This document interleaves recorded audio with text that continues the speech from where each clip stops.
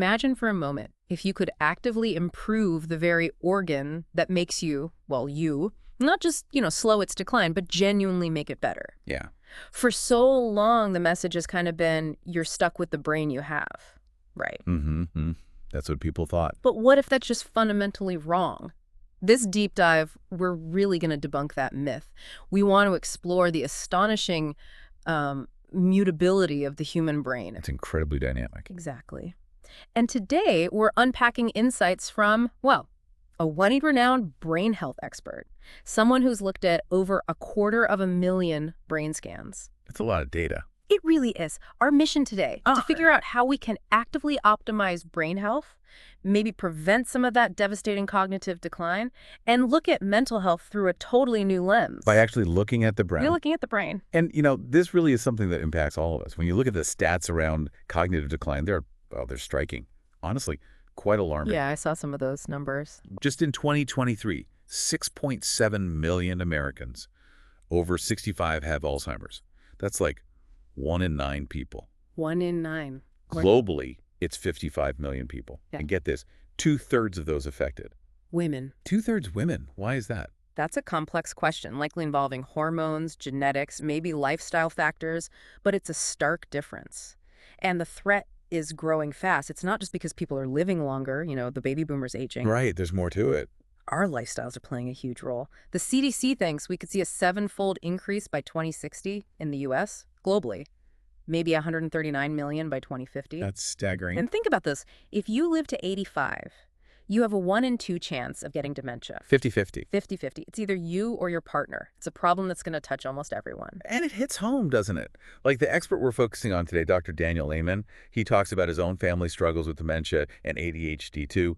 So for him, it's deeply personal, not just clinical. Absolutely. That personal connection awfully drives the passion, the relentless pursuit of answers. So even with those grim statistics, there is hope here, right? A call to action. Definitely hope.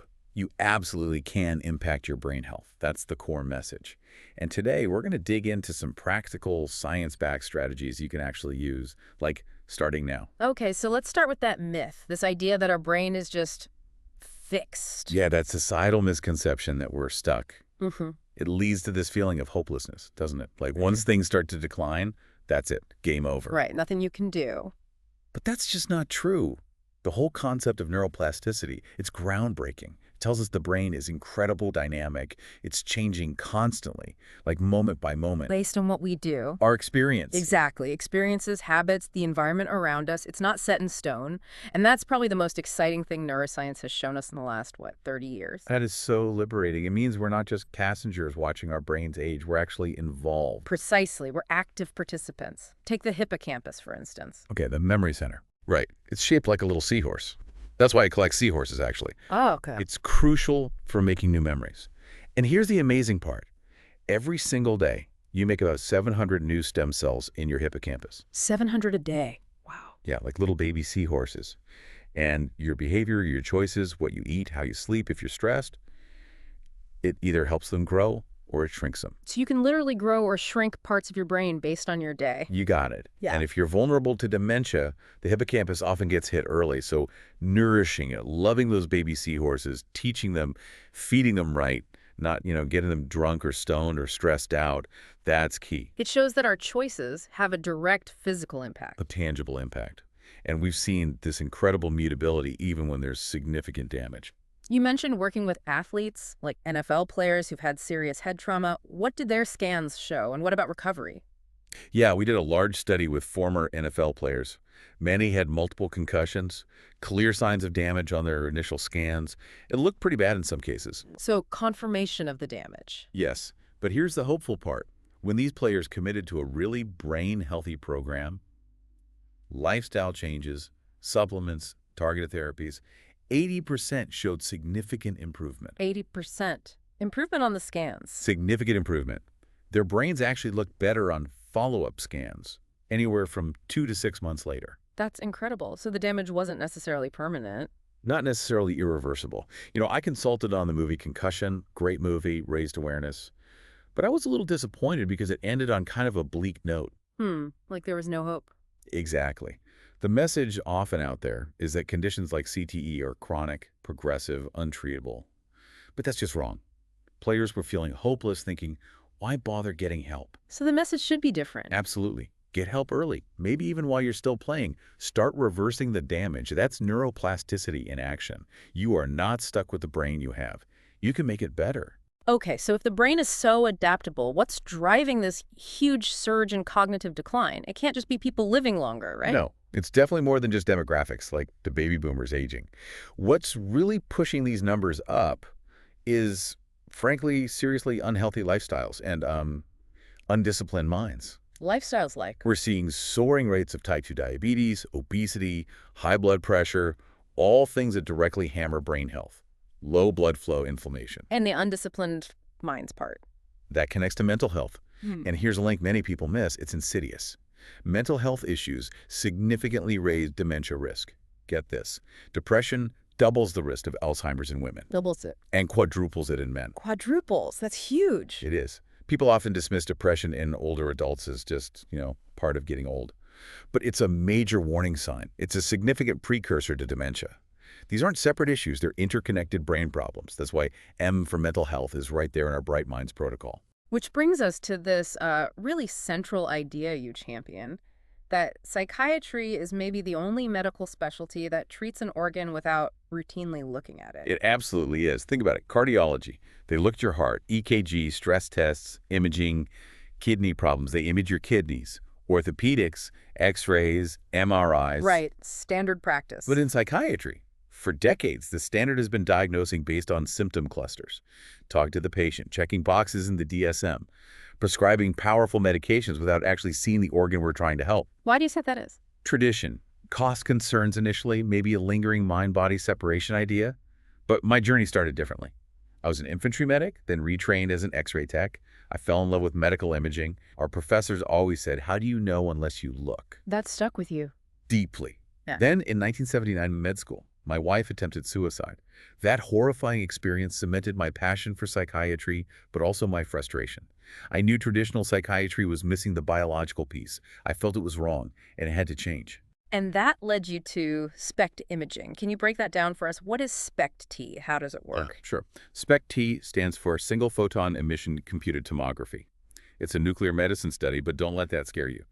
It basically looks at blood flow and activity patterns in the brain. So not just the structure, like an MRI, but how it's working. Exactly. It shows us three main things. Areas with healthy activity, areas with too little activity, low blood flow, and areas with too much activity, like seizure activity or inflammation. How's it done? Is it complicated for the patient? Not at all. We use a radiopharmaceutical that's a tiny amount of a radioactive tracer, technetium, attached to a compound called HMPAO that brain cells readily absorb. We inject it into an arm vein. Okay. It travels to the brain, and about 70% is taken up in the first couple of minutes, basically lighting up active brain areas based on blood flow. You just lie on a table with a special camera, the SPECT camera rotating around your head for about 15 minutes. Not claustrophobic like an MRI tube. No, it's open. Much more comfortable for most people. Yeah. The camera detects the tracer, and we reconstruct that data into detailed 3D images showing brain activity patterns. We compare those patterns to a huge database we've built over decades. And the results are easy to understand. Remarkably clear, actually. Even my 8-year-old grandson could look at a scan and see the difference between a healthy brain and one with, say, significant damage or low activity. It makes the invisible visible. That visual element must be powerful. But I guess some critics might say, isn't a good clinical history and assessment enough? Do you need the scan for a diagnosis? That's a really important point. And the answer is no. We never make a diagnosis based only on the scan. That's a huge misconception. Okay. Like any good medical evaluation, we gather all the information. If you came to our clinic, you'd fill out detailed questionnaires, spend hours talking to a historian about your life, your symptoms, your family history. We'd do computerized neuropsych testing to assess cognitive function. Then we do the scan. So the scan is one piece of the puzzle. Exactly. It provides objective, biological data that symptom checklists alone just can't give you. It helps confirm or refine a diagnosis, rule out other possibilities, and target treatment more effectively. It's like trying to treat heart disease without an EKG or blood tests. You'd just be guessing. And this all connects back to That pivotal moment with your wife's suicide attempt, that wasn't just a personal crisis. It really ignited this whole professional direction, didn't it? It was horrifying, yes. Yeah. But it absolutely focused my mission. I Yeah. knew psychiatry needed a more biological approach. Then came my very first patient scan, a young woman named Sai. Tell us about her. I had just attended a lecture on SPECT imaging. I was fired up. I walked straight into Sai's hospital room. She'd attempted suicide the night before after initiating a fight with her husband. Highly intelligent IQ 144, but never finished college. Always pulled all-nighters fueled by coffee right before tests. Her son had ADHD. So you suspected adult ADD. Immediately. But when I suggested it, she was resistant. Oh, adults can't have ADD, she said. This was back when that was a common belief. I insisted we look at her brain. I scanned her twice, once at rest and once while she was doing a concentration task, like the Stroop test. What'd you find? The results were striking. At rest, her brain looked pretty healthy. But when she tried to concentrate, her frontal lobes and her cerebellum key areas for focus and impulse control just dropped out. Activity plummeted. It turned off exactly when it should have turned on. Classic ADD pattern. Wow. So the scan confirmed your hypothesis visually. Precisely. And the impact on her was immediate. I showed her the scans, explained what they meant. She just started crying. She said, Yumi, this isn't my fault. That must have been incredibly validating for her. Totally. I explained, it's like needing glasses. You're not dumb or lazy. Your eyes are just shaped differently.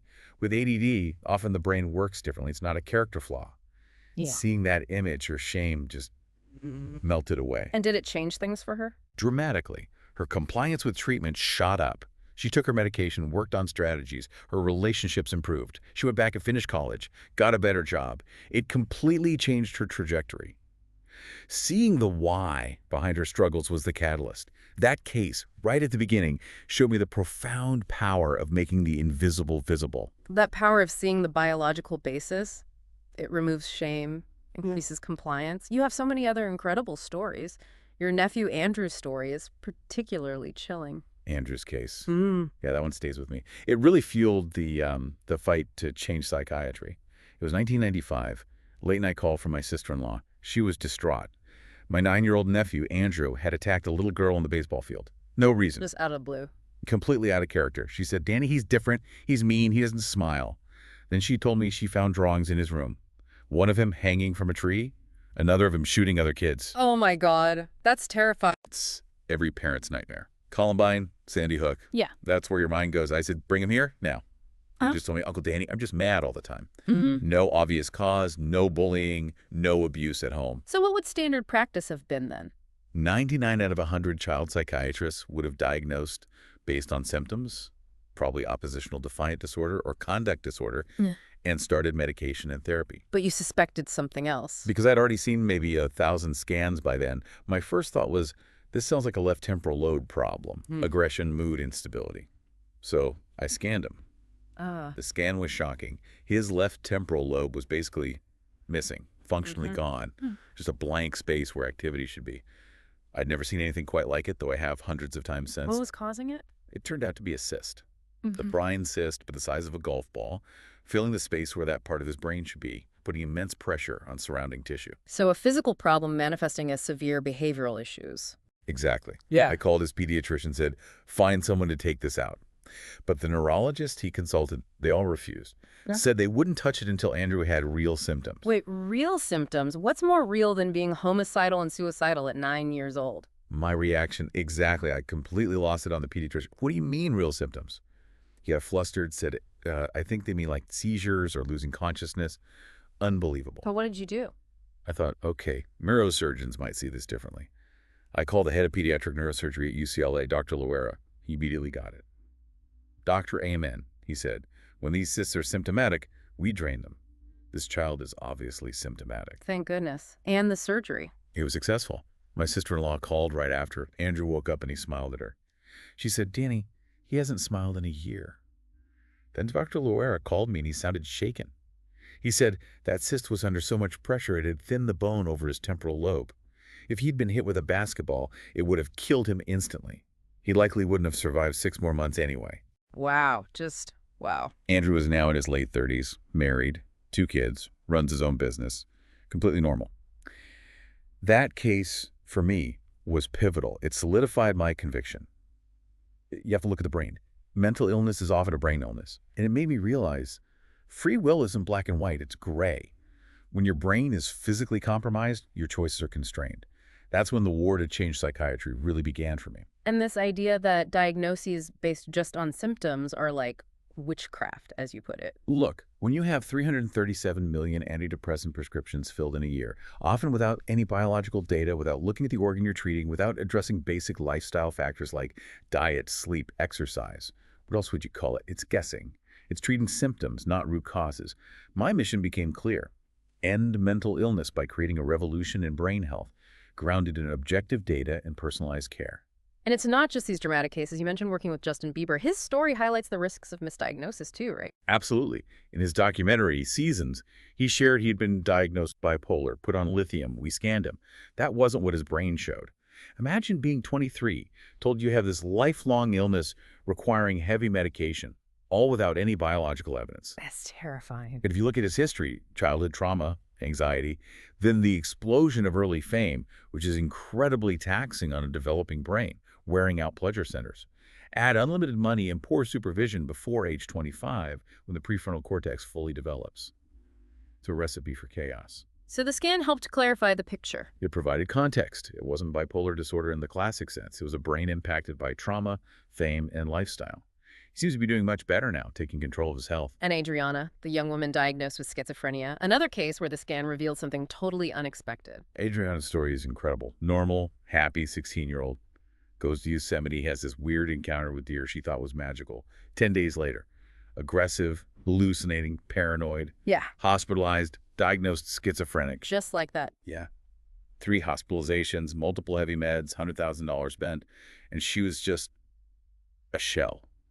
The family brought her to us. Her scan, her brain was on fire, massive, widespread hyperactivity, inflammation. Not a typical schizophrenia pattern. Not at all. It screamed inflammation or infection. We dug deeper. Turns out she had Lyme disease, likely contracted in Yosemite. Lyme disease presenting as schizophrenia. Exactly. We treated the Lyme with antibiotics. Within a year, she was back to her normal self, graduated college, got a master's degree from London, completely recovered. How many schizophrenia cases out there are actually undiagnosed infections or autoimmune issues because no one looked at the brain? And it doesn't have to be a major infection or trauma. You mentioned mild TBIs, like that mountain biker. Right. Mild traumatic brain injuries, or TBIs. Huge, often overlooked cause of psychiatric problems. My friend, 50s, avid mountain biker, never had anxiety or depression. Crashes, breaks his helmet, doesn't lose consciousness. Weeks later, starts having debilitating panic attacks. And the TBI wasn't initially connected. Nope. Doctor put him on Prozac, Xanax. He became suicidal. He saw me on TV, came in. His scan showed clear damage, a dent in his left frontal and temporal lobe. I asked about head injuries. No. Asked again, listing possibilities, falls, accidents, sports. Then he remembered, oh my God, 2 weeks before the first panic attack, I had that bike accident. Broke my helmet. He dismissed it because he wasn't knocked out. Like Phineas Gage, the famous railroad worker case. Exactly like Phineas Gage. Gage didn't lose consciousness when that tamping iron shot through his frontal lobe in 1848, but his personality changed completely. It proved way back then that brain damage dramatically alters personality and behavior. Even without unconsciousness, we forget that lesson sometimes. These stories are so compelling. And then you have someone like Miley Cyrus who seems to have navigated the pressures of fame and actively worked on her brain health. Miley is a fantastic example. I'm so proud of her journey. That Grammy-winning song, Flowers, it's all about self-love, taking care of yourself. Her life was chaotic for a while, understandably, given the pressures. The trajectory of early fame. Exactly. But she's really taken the reins. She's in charge now, not the fame, not substances, not other people. That's what I work towards with patients becoming the CEO of your own life. But to do that, you have to protect the CEO office, your prefrontal cortex. The executive center. Right. And it's vulnerable. Yeah. Head trauma, drugs, alcohol, poor diet, lack of sleep, even excessive social media. They all can impair its function.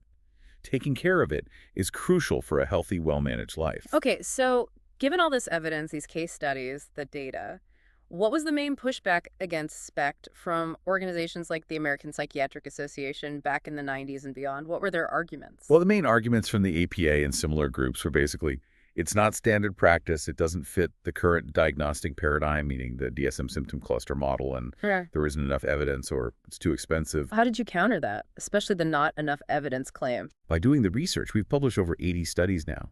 Our work was highlighted by Discover magazine in 2015 as one of the top 100 stories in science. The Canadian Association of Nuclear Medicine actually adopted our Spectra procedure guidelines and our clinics. We now have this massive database of over 250,000 scans from patients in 155 countries. That's a huge data set. It's unparalleled. So the not enough evidence argument doesn't really hold water anymore. My core argument remains simple. The brain controls everything, how we think, feel, act, relate. Why wouldn't you look at the organ you're treating? To me, diagnosing complex brain issues based only on symptom checklists without any biological data, it still feels like throwing darts in the dark, hence the witchcraft analogy. It's not precise medicine. Right. It sounds like the way forward involves that objective data combined with personalized plans. So where does someone even begin if they want to take this seriously for themselves? It really starts with a mindset shift, what I call brain envy. Brain envy. Okay, explain that. I had this realization maybe 10 years ago, and it horrified me. Yeah. People generally don't care about their brains in the same way they care about other things. Why not? Because you can't see it. You see wrinkles, you see belly fat, and if you don't like it, you do something: creams, diets, exercise. But the brain, out of sight, out of mind. We're just not taught to value it visually, I guess. Exactly. But your brain is immediately worse if you drink alcohol, smoke pot, skip sleep, eat junk food. It's reacting constantly. This all ties back to the 11 risk factors in our Bright Minds acronym, which we'll get into. But the foundation is three things. One, brain envy. You got to care. How did you develop brain envy yourself? When I started scanning in 91, I scanned everyone I knew. I scanned my mom at age 60's. Beautiful brain, just vibrant.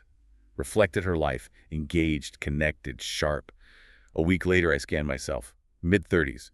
My brain looked nowhere near as good as my 60-year-old mom's. Ouch. What did you see? Damage from playing football, from having meningitis twice as a soldier, but also bad habits. I didn't drink or smoke, but I was chronically sleep deprived. Thought I could get by on 4 hours. Stupid, right? Sleep is critical. I was overweight, didn't really care. Here I was, double board certified psychiatrist, top neuroscience student, and I wasn't caring for my own brain. Seeing my scan next to my mom's, that flipped the switch.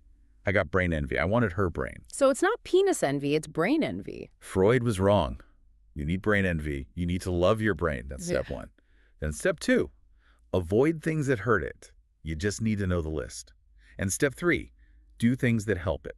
The Bright Minds mnemonic basically covers steps 2 and 3. Okay, let's unpack Bright Minds. B is for blood flow. Why is that first? Because low blood flow is the single biggest brain imaging predictor of Alzheimer's disease. If someone comes to us with memory concerns or a family history, blood flow is one of the first things we scrutinize. What causes low blood flow typically? Lots of things. Head injuries are a big one. Drugs, alcohol, caffeine, nicotine, they all constrict blood vessels. Poor sleep, high blood pressure. Being overweight is a major factor. And how do we improve it? Exercise is huge, especially coordination exercises. There was a massive study, like 90,000 people, showing that people who play racket sports live longer than anyone else. Racket sports, like tennis or pickleball. Why? Because they intensely activate your cerebellum, the little brain at the back. It's only 10% of the brain's volume, but holds over half its neurons. Activating the cerebellum lights up the entire brain. Think of it like aerobic chess. Table tennis is fantastic too. Also, certain foods and supplements help: ginkgo, oregano oil, cayenne pepper, beets. That's fascinating about coordination. Now, many listeners might be thinking, okay, but I've already done damage. Bad habits in the past. Is it ever too late? Can you really reverse things? That's such a common fear. I smoked for 20 years. I drank too much in college. I've had concussions. People feel like it's past the point of no return. Yeah, sense of resignation. But first, you have to ask, how do you know unless you look? People say, oh, I don't want to know. My response is always, if a train was coming, wouldn't you want to know so you could try to get off the tracks? Good point. We had Troy Glaus on my show. Scan My Brain. World Series MVP 2002. But he was struggling.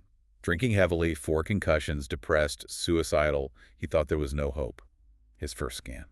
Awful. Just awful. So what happened? He committed. He did the program. Stopped drinking, changed his diet, exercised, took targeted supplements. His wife was a great support. Lost 15 pounds in 2 months. We scanned him again. His brain was significantly better. Visibly improved blood flow and activity. In just 2 months? Yes. Then we scanned him again. 16 months later, he's 47 now. There were ups and downs. Recovery isn't always linear, especially with alcoholism, Mm. but we stuck with it. 16 months later, his brain looks so good. I told him 5 years from now, if you keep this up, keep that brain envy, your brain can be completely normal. You have a choice. But ignorance isn't bliss here. Why wouldn't you want to know if trouble's coming so you can do something about it? That's incredibly hopeful. Okay, back to bright minds. The first I is inflammation. We hear about that everywhere now. How does it relate specifically to the brain? Inflammation is like the brain's enemy. Chronic inflammation is linked to depression, anxiety, brain fog, and yes, dementia. A shocking stat. 98% of us have low levels of omega-3 fatty acids. 98%. Unless you're actively supplementing or eating lots of fatty, low-mercury fish, you're likely low. And low omega-3s mean higher inflammation. What else contributes? Here's one people often miss: gum disease, periodontal disease. If your gums are bleeding, inflamed, infected, that's a major source of systemic inflammation. How does that affect the brain? Those inflammatory markers and bacteria can travel through your bloodstream directly to your brain. Remember, the brain uses 20% of your blood flow. Gum disease significantly increases risk for both brain disease and heart disease. So, boring as it sounds, floss. Become a flossing fanatic. Seriously. Okay, flossing is officially on the list. What about G for genetics? This is where people feel helpless, right? It runs in my family. That's the fatalistic view, but it's wrong. Genes load the gun, environment and lifestyle pull the trigger. Genes show your vulnerabilities, not your destiny. They tell you what you need to be serious about preventing. Can you give an example? Sure. My family. History of obesity, heart disease, addiction. Knowing that doesn't make me throw my hands, it makes me diligent. I'm on a prevention program every day because of my genes, and I've avoided those things. What about specific genes like APOE4 for Alzheimer's? Right. APOE4 is a big one. Having one copy increases risk. Two copies, like Chris Hemsworth found out he has, increases it significantly, maybe tenfold. But even a tenfold risk doesn't mean you will get it. It means you need to be hypervigilant about prevention. Targeted exercise, specific dietary changes, managing inflammation. These things can dramatically lower the risk, even with the gene. Knowing your genes is about getting serious, not giving up. H is head trauma. We've covered some powerful examples already. Yes, and it bears repeating because it's so often missed. Mild TBIs, even without losing consciousness, are a massive contributor to depression, anxiety, ADHD, addiction, memory problems, you name it. We always ask about head injuries multiple times because people forget or dismiss them. T's is for toxins. What should we be most concerned about here? Primarily, we look at liver function, since it's your main detox organ. But the hidden danger is the sheer volume of chemicals in everyday products. It's shocking. Like what? Personal care products are huge. I used Barbasol shaving cream for 50 years. Turns out, on toxicity scales like EWG's Spin Deep database, it rates like a 9 out of 10 being the worst. 9. Yeah.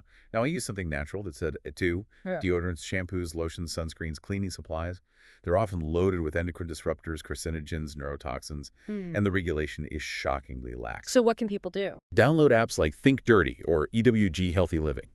Scan the barcodes on your products. It'll give you a safety rating. Read labels. If you can't pronounce the ingredients, maybe reconsider. Think about those toxic hand sanitizers everyone used during COVID, full of parabens, fragrances. People say, oh, but the safe stuff is expensive. Being sick is way more expensive. This isn't about cost. It's about love. Why put poison on your body or your kids' bodies? Okay, M is mental health. We touched on the depression dementia link. Another critical factor is your ACE score. Adverse childhood experiences. Right. It measures significant childhood traumas, abuse, neglect, household dysfunction. Having 4 or more ACEs dramatically increases your risk for 7 of the top 10 causes of death. 6 or more, you die on average 20 years earlier. That's devastating. Is there hope if you have a high ACE score? Absolutely. Trauma gets stored in the brain, but it can be processed and healed. Therapies like EMDR, eye movement desensitization and reprocessing, or ISTDP, intensive short-term dynamic psychotherapy, are incredibly effective at extracting that trauma. My wife has an ACE score of 8. My adopted nieces are 9s. Healing is possible. The second I is immunity and infection. We mentioned Lyme disease with Adriana. Infections can wreak havoc on the brain. Also know your vitamin D level. Vitamin D. It's crucial for immune function and brain health. Studies show people with levels over 40 NDML have half the cancer risk compared to those under 20. When I first tested mine years ago, it was 17. I wasn't getting enough sun, wasn't supplementing. Now I keep it optimal. And COVID, of course, has highlighted the link between viral infections and long-term brain issues like brain fog and is neural hormones. Get your hormone levels checked annually. Thyroid, testosterone, estrogen, progesterone, they profoundly impact mood, energy, cognition.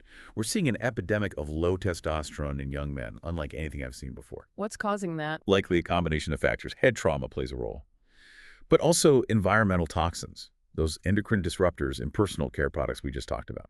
They mess with hormone balance. Scan your products. Yeah. GEs for diabetes and obesity. This might be the single biggest brain drain in modern history. In the U.S., 72% are overweight, 42% obese. And the impact on the brain is direct. Absolutely direct. I've Yeah. published studies showing as your weight goes up, the physical size and function of your brain goes down. Literally shrinks. Yes. MRI studies show overweight individuals have about 4% less brain volume. Their brains look 8 years older. Obese individuals, 8% less volume, the brains look 16 years older. Plus, being overweight often triggers at least 7 of the 11 bright minds risk factors: low blood flow, accelerated aging, inflammation, hormonal imbalances. You got to get serious about maintaining a healthy weight. Not too thin, not too heavy. And finally, S is for sleep. Non-negotiable. Absolutely critical. For years, I bought into the hustle culture myth that I only needed 40 hours. It was just plain stupid. Sleep is when your brain cleans house, consolidates memories, repairs itself. Prioritize it. That Bright Minds framework is incredibly comprehensive. It covers so much. But you also mentioned the psychological piece. Even with all this information, changing habits is hard, especially if someone has low self-esteem or deep-seated negative patterns. How do you address that? That's absolutely key. Information alone often isn't enough. Think about someone with early trauma. Maybe they developed rage, then guilt over the rage, then turned it inwards. I'm bad. How can you motivate someone to lovingly care for themselves if, deep down, they feel they don't deserve it? Right, the self-sabotage cycle. Exactly. So when I evaluate patients, I use what I call the 4 circles. Okay. Circle 1, I go. biology, that's the brain health stuff, scans, bright minds, factors, labs. Circle 2, psychology, that's the mind, thought patterns, trauma history, inner critic, self-talk. Circle 3, social, what's happening now, relationships, work, stress levels, support system. Circle 4, spiritual, deepest sense of meaning and purpose. Why you care, what drives you. So you look at the whole person. Constantly assessing all 4 circles. I use an exercise called the one-page miracle to find what you truly want in all areas of life. Relationships, work, money, health, physical, emotional, spiritual. Make it concrete. Look at it daily. Are your actions aligned with that vision? It sounds like creating a personal mission statement. Exactly. And focusing on accurate thinking with a positive spin, not just wishful thinking. Kill the antis, automatic negative thoughts. And if someone has the information but still can't implement it, that's when we really dig into the psychological circle, often using trauma therapies like EMDR or ISTDP to unlock those deeper blocks. That makes sense. It's biology and psychology. Let's talk about ADHD. You mentioned it earlier. Many people, including me, probably think of hyperactive little boys, but you said there are different types. Absolutely. The common stereotype misses so much. Based on our imaging work, we identified at least 7 distinct patterns, not just one ADD. 7 types. Wow. Yeah. For example, classic ADD is what most people think of. Short attention span for Right. boring stuff. Distractibility, disorganization, hyperactivity, impulsivity. Okay. But then there's inattentive ADD, often diagnosed later, especially in girls. Not hyperactive, maybe even quiet, dreamy, but big struggles with focus, follow-through, task completion. Easily lost in their own thoughts. I know people like that. Then there's overfocused ADD. These folks can pay attention, sometimes too well. They get stuck on thoughts or tasks, have trouble shifting gears, can be argumentative, oppositional, hold grudges. Warriors often self-medicate with things like alcohol or marijuana to calm their overactive brains. That's fascinating. So the treatment would be different. Completely different. Classic ADD might need stimulants to boost frontal lobe activity. Overfocused ADD often needs treatments that calm the front part of the brain, maybe involving serotonin. Understanding the type is crucial for effective, personalized treatment. And yes, it's often genetic, but head injuries can also cause or worsen any of these types. That really changes the picture of ADHD. How do scans help with addiction? You mentioned seeing their brains can be motivating. Immensely motivating. Often the brains of people deep in addiction look really unhealthy. Widespread low activity, especially in the prefrontal cortex, showing them a scan of a healthy brain versus their own scan. Which brain do you want? It cuts through denial, makes it real, biological. And it helps tailor treatment. Yes, because again, addiction isn't one size fits all. The everyone gets Prozac or everyone goes to 12-step approach fails many. Some addictions are driven by impulsivity, low frontal lobe function. They need dopamine support. Others are compulsive, stuck in repetitive thought loops, needing serotonin support. The scan helps differentiate. How do you know which strategy to use unless you look? Let's shift gears to raising mentally strong kids. Your new book focuses on this, and the timing seems critical given the youth mental health crisis. It is critical. The statistics are just horrifying. Kids today are struggling more than ever in recorded history. Anxiety, depression, ADHD, self-harm, sky-high rates. That new CDC data on teen girls, 54% persistently sad, 32% considered suicide, 13% attempted. It's an epidemic. Schools are completely overwhelmed. What's the core message of the book? It's simple but powerful. The single most effective way to raise mentally healthy kids is through effective parenting strategies. And rule number one, you have to be mentally strong yourself. Kids model what they see far more than what they hear. We blend neuroscience with the love and logic parenting philosophy, which was transformative in our own family. Love and logic. Okay, so where do well-meaning parents often go wrong? One of the biggest mistakes. We rescue our kids too much. We solve their problems for them. Why do we do that? Often it stems from our own low self-esteem. We feel better about ourselves by doing things for our kids that they could and should be doing for themselves. But in doing so, we inadvertently create incompetent, less resilient people. So instead of fixing it, Give the problem back. Kid says, I'm bored. Instead of scrambling for entertainment, try, oh, that's too bad. I wonder what you're going to do about that. And then lovingly, step back. Let them figure it out. Let them experience natural consequences. you shared that great story about your daughter Chloe and her homework battles. Yes.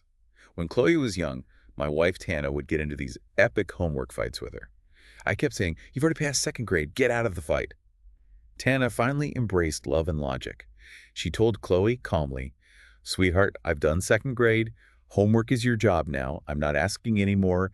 If you don't do it, you'll have to deal with the consequences from your teacher. How did Chloe react? She threw a fit initially, but Tana held firm. 20 minutes later, Chloe came back and did her homework. And you know what? No one has ever asked her to do her homework since. She graduated high school with a 4.2 GPA, now thriving in college. She learned responsibility because we allowed her to. Self-esteem doesn't come from being rescued. It comes from doing capable things for yourself. Rescuing steals that opportunity. Another key is being like a good coach, not a bad coach. What's the difference? Good coaches notice what you do right and build on it. They teach. Bad coaches mostly focus on what you do wrong, constantly criticizing. Think about it in parenting. Are you catching your kids being good or mostly reacting when they mess up? That leads into your penguin story, right? Uh, Why do you collect 2,000 penguins? Yes, the penguins. It started with my oldest son, Anton. He was, let's say, challenging, argumentative, oppositional. I took him to Sea Life Park in Hawaii. We saw the whale show, dolphin show, great day. At the end, we saw the penguin show starring Fat Freddy. Freddy did all these amazing tricks. The trainer asked him to fetch something. He waddled off, got it, brought it right back. And you thought, I thought, damn. I asked my kid to get something, and it's a 20-minute negotiation. I knew my son was smarter than that penguin. The problem wasn't him, it was me. I asked the trainer, how do you get Freddy to do that? She said something profound. Unlike parents, whenever Freddy does anything remotely like what I want, I notice him, I give him a hug, and I give him a fish. the light bulb moment. Huge light bulb. Yeah. I realized I wasn't paying enough attention when Anton was being cooperative or helpful. I was mostly reacting to the negative behavior. So I started collecting penguins as a daily reminder. Pay attention to the behaviors you want to see more of. Reinforce the positive. It changed everything. That's such a powerful lesson in reinforcement. So how do parents navigate those tricky teen years, communication breakdowns, the push for independence, especially given what you said about brain development? Right, the brain isn't fully cooked until 25. That prefrontal cortex, the judgment and impulse control center, is still under construction throughout the teens and early 20s. Myelination, the insulation process that speeds up brain signals, is ongoing. So 18 isn't really adult neurologically. Not even close. Insurance companies know this. Rates drop at 25 for a reason. So parents must continue to supervise, provide structure, be the external prefrontal cortex for a while longer. How do you do that without being overly intrusive? It's about connection and clear boundaries. Stay attached. Be in their space. Listen more than you talk. Use firm and kind rules. They need chores, expectations, consequences. And that principle, I only do nice things for people who treat me with respect. Don't reward disrespectful behavior out of guilt. Kids might push back against supervision, but deep down, they hate it more if you don't supervise because it feels like you don't care. And the huge elephant in the room, Devices, social media, gaming, it's clearly linked to the mental health crisis. What's your advice? It's brutal. The evidence is undeniable. Delay getting them a smartphone as long as humanly possible. Seriously, hold out. And when they do get one, Supervise it intensely. Parental controls are essential. You need access. If you pay for it, you set the rules. No devices in bedrooms at night. Clear time limits. And if the device causes major problems, meltdowns when asked to get off, neglecting responsibilities, then the device needs to go away, at least for a while. even if all their friends have one. Especially then, your job is to be the parent, not the friend. You have to protect their developing brain. These apps and games are designed by neuroscientists to be addictive. They use intermittent reinforcement, dopamine dumps. It's like Vegas in their pocket. It wears out their pleasure centers prematurely, contributing to depression and anxiety. How do you get kids to buy into limits? Educate them. Expose the evil ruler. Explain how these companies are manipulating their brains to steal their time and attention, often profiting from things that harm them, like vaping. Get them angry at the manipulation, not just at your rules. Florida's anti-smoking campaign did this effectively with teens years ago. We teach this in our Brain Thrive by 25 course. Teach kids to love and care for their brain by understanding the science behind harmful influences. When they get why, they make better choices. Expose the evil ruler. I like that. Okay, before we wrap up, let's distill this down. What are a few simple, tiny habits people can start doing today for better brain health? Great idea. Based on BJ Fogg's work. Tiny habits, big impact. First, start every single day by thinking or saying, today is going to be a great day. Train your brain first thing to look for the positive. Simple but powerful. Second, the master question throughout the day. Is this good for my brain or bad for it? Before you eat something, do something. Engage in an activity. Just ask. Blueberries, good. Hitting a soccer ball with your head, bad. Play the game with yourself, with your kids. You just need the basic knowledge from bright minds. Okay, what else? My favorite, though it takes a few minutes. At night, before sleep, review your day. Don't just list 3 gratitude things. Go hour by hour. What went well? What tiny moment brought joy or connection? Even on a terrible day, find something. Holding my wife's hand during a tough time. A good cup of coffee. Research shows this practice boosts happiness significantly in just 3 weeks. It teaches your brain what to focus on because honestly, the brain's kind of lazy. It does what it's trained to do. I love that nightly review idea. One more for eating. Before you eat or drink anything, ask, do I love it and does it love me back? Be honest. You might love donuts, but they don't love your brain or body back. Alcohol definitely doesn't love you back. It damages your gut microbiome, shrinks your brain. Think of food as a relationship. Choose partners that are good for you. Does it love me back? That reframes things instantly. What about transforming mindset? From negative thinking to something healthier. Crucial. Killing those ANTs. Automatic negative thoughts. Byron Katie's work is brilliant for this. Question your negative thoughts. Is it true? Absolutely true. How does it make me feel? Who would I be without it? Then turn it around. Find the opposite. It shifts your focus. What about dealing with things going wrong? Expect it. Use my rule of 12. If you're doing something important, plan for things to go wrong. Don't get upset until the 13th thing goes wrong. It builds flexibility, the ability to roll with punches without getting knocked out. And managing that inner critic. Give your mind a name. Separate yourself from the chatter. I named mine after a mischievous pet raccoon I had. Yeah. When negative thoughts pop up, I can say, okay, raccoon, settle down. It creates distance. You are not your thoughts. You're the observer of your thoughts. Remember, it's not the thoughts you have that make you suffer. It's the thoughts you attach to. And finally, treat yourself like you treat a good friend. Notice what's right about you. Be kind to yourself. Embrace win or learn. Bad day. What did I learn? Good day. I won. It fosters resilience. Win or learn. That's a great mantra. This has been an absolutely fascinating deep dive. It really drives home the message. You're not stuck with the brain you have. You can make it better. Knowledge really is power here, especially when you apply it. Absolutely. And remember, perhaps the most loving thing you can do, not just for yourself, but for your children, your partner, everyone around you, is to work on having a healthy brain yourself. That's a powerful thought to end on. Thank you so much for sharing all this incredible insight today. My pleasure.